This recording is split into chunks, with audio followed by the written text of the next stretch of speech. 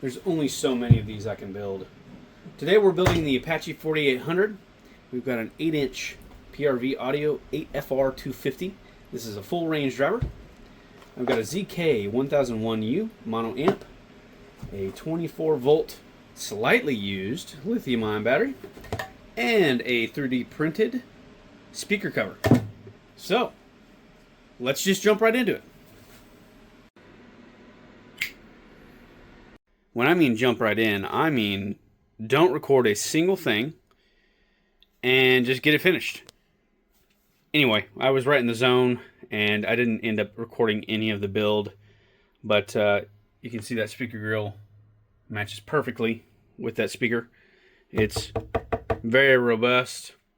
I went ahead and mounted externally mounted the amplifier, and then I also had this little voltage readout. Kind of gives you a percentage and like the actual voltage of the battery. I don't know how well or like how accurate it is, but it's better than nothing. It sounds really good. It is extremely loud, almost like you cannot stand next to it loud. And it's got quite a good bit of bass. I mean, it's not the most bassy thing on the planet, but it does have a good low end, especially for a portable speaker. It's a big box. I mean, a huge box. I did a build in the Apache 1800, and hold on, let me grab that real quick. Well, here's the size comparison between the two, and you can tell that the 1800 is literally a quarter the size of the 4800. So I guess that makes sense. 18, 1, 4.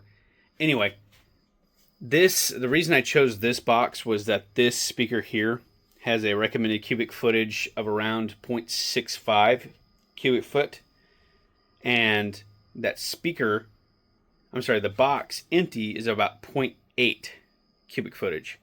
And I'm just kind of guessing that the depth of that speaker and the Dynamat in there actually is probably getting it to around 0.7. So it's almost a perfect match. It sounds great. The highs and the mids especially, like I said, it's very loud. The low end is kind of iffy. I mean, it's got some bass, but again, it could be better. And my buddy Tanner actually was talking about doing a build in the same fashion, but actually pairing with these amps, the TWS, pairing a sub kind of in the same enclosure and having a full range setup that's portable. Now, I did try the TWS pairing between these two, and it sounded really good, actually. I was very surprised that there was hardly any lag between the two.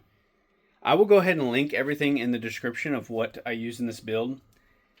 If I was going to redo this build, I would obviously put probably a cutoff switch in place so it cuts everything off. But right now I'm just using this power to actually control the power on and off for the amp. And then this is always hot. So, I mean, you can check it. You can check the battery percentage anytime. But let's, I'm going to go ahead and do a couple of little demos here. I know it's not going to come across great on the camera, but kind of give you a little info into what it sounds like. So let's go to that, and then we'll close out the video.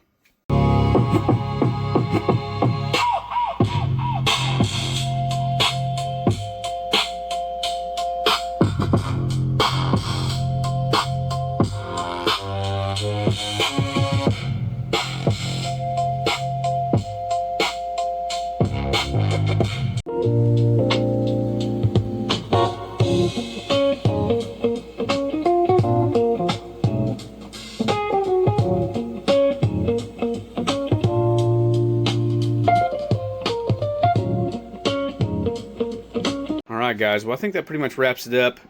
There's a couple things I want to go over real quick. As I've started building more and more of these, I think this is my 5th one now, I'm definitely getting better at actually measuring the actual diameter of the speaker and cutting out the right size.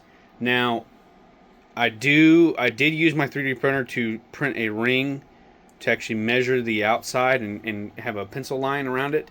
You can kind of see that in the beginning of the video.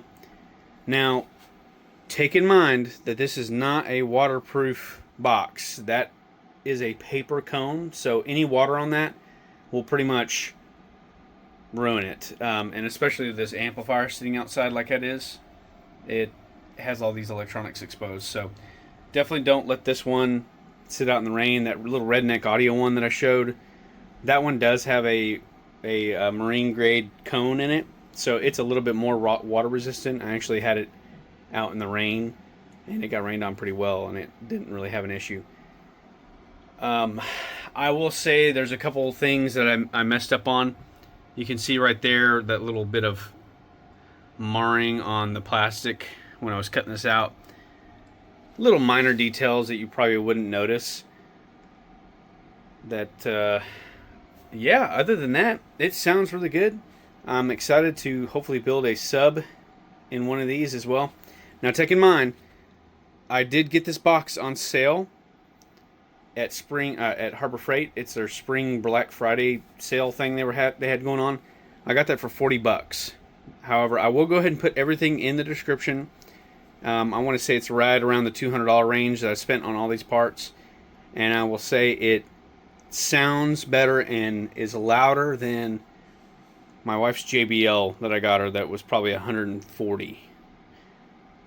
Now that one is waterproof, so you kind of take and that is 4 times the size of as the JBL, but you kind of give and take when you're doing these builds.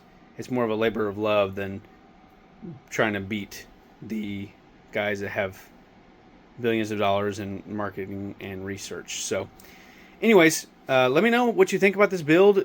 Leave me a like if you liked it. If you didn't, let me know. Let me know what I can change on this, and we'll see y'all in the next one.